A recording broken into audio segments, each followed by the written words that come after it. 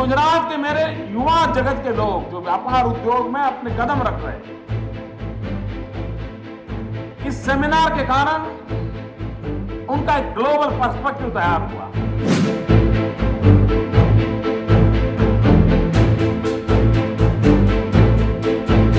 दो 2001 के भीषण भूकंप और 2002 के अभूतपूर्व दंगों से उभर रहे गुजरात की जब रीब्रांडिंग का प्लानिंग की गई, तब 2003 में वाइब्रेंट गुजरात लॉन्च किया गया।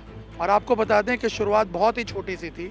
यहाँ इसी टैगोर हॉल से वाइब्रेंट गुजरात की शुरुआत की गई थी। और आपको बता दें उस वक्त करीब 3000 वर्ग मीटर में यहाँ पे एक प्रदर्शनी लगी थी, जिसमें सिर्फ 36 स्टॉल थे, कोई ग्लोबल पार्टनर भी नहीं था। लेकिन हर एडिशन में, वाइब्रेंट गुजरात के आने वाले हर एडिशन में इसने अभूतपूर्व सफलता हासिल की। और आज आपको बता दें कि 2019 में जब ये समिट ऑर्गेनाइज हुआ तो 15 पार्टनर कंट्रीज़ थी भारत के साथ इस समिट में शामिल होने के लिए। और इसके अलावा करीब 135 देशों से 4200 से ज़्यादा प्रतिनिधियों ने, बिजनेस डेलीगेट्स ने इसमें पार्टिसिपेट किया। और शायद ही कोई उद्योगपति ऐसा था जो उस समिट में मौजूद नहीं था। इससे आप अंदाज़ा लगा सकते हैं कि एक हम्बल शुरुआत यहाँ टैगोर हॉल से जो हुई थी 2003 में, 2019 आते आते वो एक ग्लोबल बिजनेस समिट के तौर पर कन्वर्ट हो गई। और अब जब 11वां संस्करण इसका होने जा रहा है 20 साल बाद, तब आप सोचिए फ्यूचर की प्लानिंग के बारे में सोचा जा रहा है। तो किस प्रकार का परिवर्तन इन 20 सालों में हुआ, ये उसकी पूरी एक कहानी है।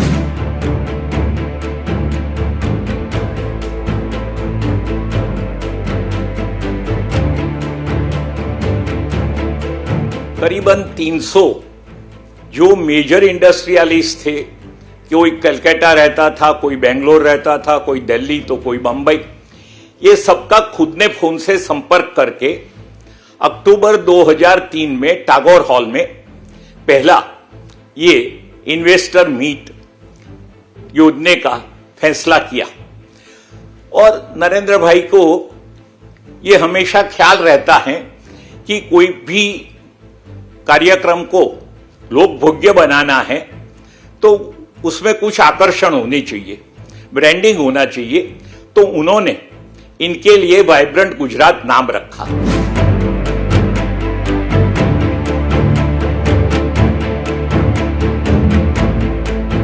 2008 में मैं वो वाइब्रेंट गुजरात जो 2009 का मैनेजमेंट करने के लिए मेरे को सौंपा गया साइंस सिटी में। हम 2 महीना था, हम देखे कि क्या ऐसे अरेंजमेंट किया, कैसे तकलीफ का अरेंजमेंट है। एंड हम उसमें से मेरे को लगा कि ये इवेंट को आगे बढ़ाना है तो अच्छी जगह तो में तो करना पड़ेगा। जो सरकार का, चीफ मिनिस्टर साहब का जो अभिगम है ये चलेगा, ये इधर चलेगा नहीं है। एंड सो उसमें जो है हम सोचे, 2-4 महीना सोच के फिर जब वो मोदी साहब के पास गए, मैं बोला कि सर ये तो जगह तो नहीं चलेगा। और मेरे को बताया कि भाई हाँ आप तो सही बोल रहे हैं, लेकिन करना कहाँ है। मैं बोला कि साहब आप सजेस्ट करिए, हम कर लेंगे, नहीं तो हम प्रपोज करके इसको लाएंगे आपके पास। 2-3 अल्टरनेटिव जैसे आपको गाइडेंस मिलेगा ऐसे करेंगे। You will be surprised. हम 2-3 महीना में सब एनालिसिस करके वो प्रपोजल लेके गए। And he didn't take much time, वो ज़्यादा टाइम बिल्कुल नहीं लिए। वो जहाँ आज महात्मा मंदिर खड़ा है वही जगह पहले कोई देखता था, कोई भी सोच नहीं सकता था कि यहाँ इतना बड़ा इमारत खड़ा हो सकता है। And he agreed for that and he fully supported. Gujarat एक वाइब्रेंट धरती, Gujarat is the land of opportunities. और गुजरात ये धरती है कि जो स्वयं में एक मूविंग धरती है, जो स्वयं गतिशील धरती है, जो स्वयं में प्रगति के राह पर आगे बढ़ने वाली धरती है।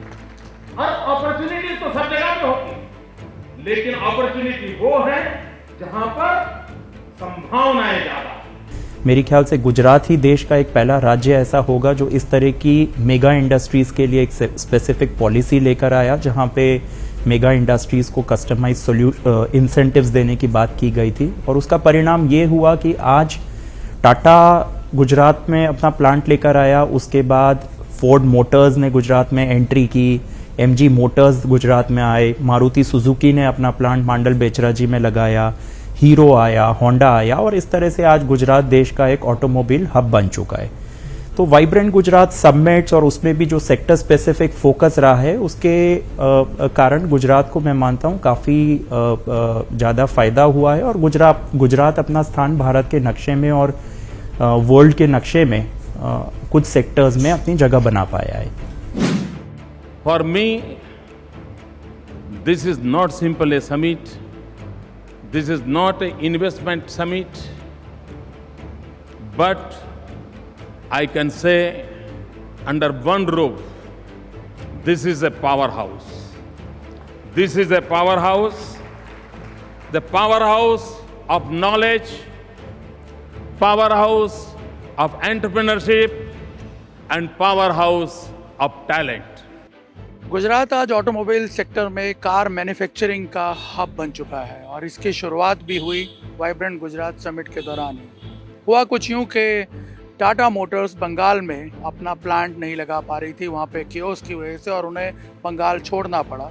और आपको बता दें कि मुख्यमंत्री रहते हुए नरेंद्र मोदी के एक मैसेज से रतन टाटा गुजरात आ गए। और उसके बाद जो वाइब्रेंट समिट हुआ 2009 में, उसमें एक स्पेशल थर्स्ट एरिया रखा गया ऑटोमोबाइल सेगमेंट को, और नए पूरे पॉलिसी फ्रेमवर्क बनाए गए, नए इंसेंटिव्स अनाउंस किए गए, प्रोसीजर्स को चेंज किया गया। और उसके बाद जो परिणाम निकला वो ये कि आज गुजरात में कई बड़े ऑटोमोबाइल जाइंट्स जो हैं, कार मैन्युफैक्चर जाइंट्स गुजरात में मौजूद हैं। और आपको याद दिला दें कि उस वक्त रतन टाटा ने खुद ये कहा था गुजरात की जो कार्यशैली है, और ख़ास तौर पर नरेंद्र मोदी की कार्यशैली को देखते हुए, कि you are fool if you are not in Gujarat. The question will be, you're stupid if you're not here. So, with that I would say, this state is one of the most progressive states in the country. It's the fastest growing. It has a government that works. And I believe that as India takes its place in the world, as Mukesh said, that Gujarat will be one of its shining lights.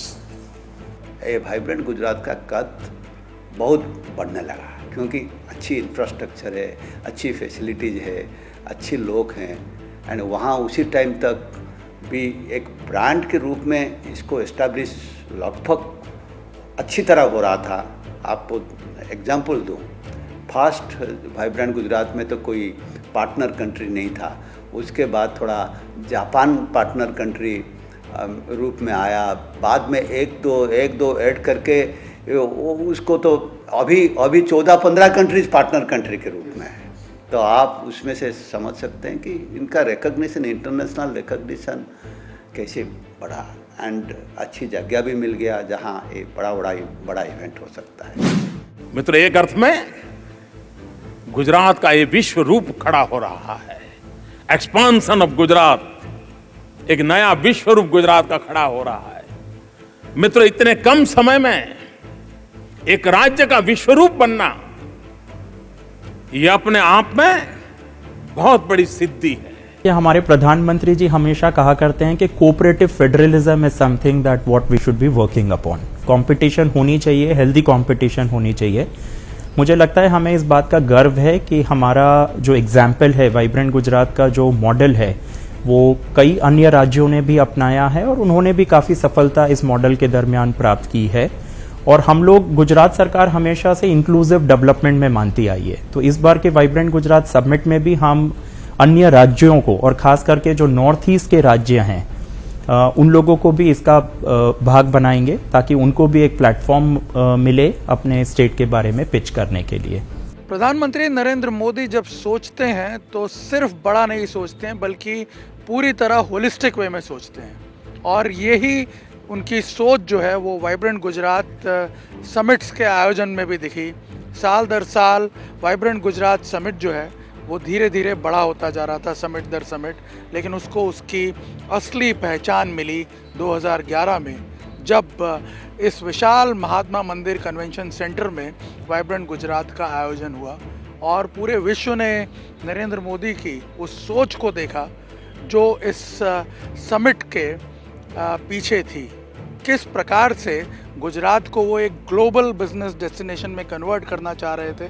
और आपको बता दें, सिर्फ ये महात्मा मंदिर तक सीमित नहीं थी, वो चाहते थे कि जो यहाँ पर बिजनेस डेलीगेशंस आए, जो स्टेट हेड्स आए, उनके लिए एक state of art hotel facility भी यहाँ पे बने। और इसीलिए ठीक इस महात्मा मंदिर के सामने ये जो आज आप देख रहे हैं लीला, जो 5 स्टार होटल डेवलप हुआ है, ये भी उन्होंने उसी वक्त सोच लिया था। और 2011 में ही इसका पूरा एक विजन डॉक्यूमेंट भी तैयार कर दिया गया था कि कैसे ये पूरा इलाका जो है इसको डेवलप किया जाएगा, जो कि आज गुजरात विधानसभा तक एक सेंट्रल विस्ता के तौर पे कन्वर्ट हो चुका है। यानी इस समिट को जो ग्लोबल पहचान मिलनी चाहिए थी वो 2011 में मिली, और इसीलिए उसे एक बड़ा टर्निंग पॉइंट भी माना जाता है वाइब्रेंट गुजरात समिट के आयोजनों की जहाँ तक बात हो। कैमरामैन अमित राठौड़ के साथ निर्णय कपूर, इंडिया टीवी, गांधीनगर।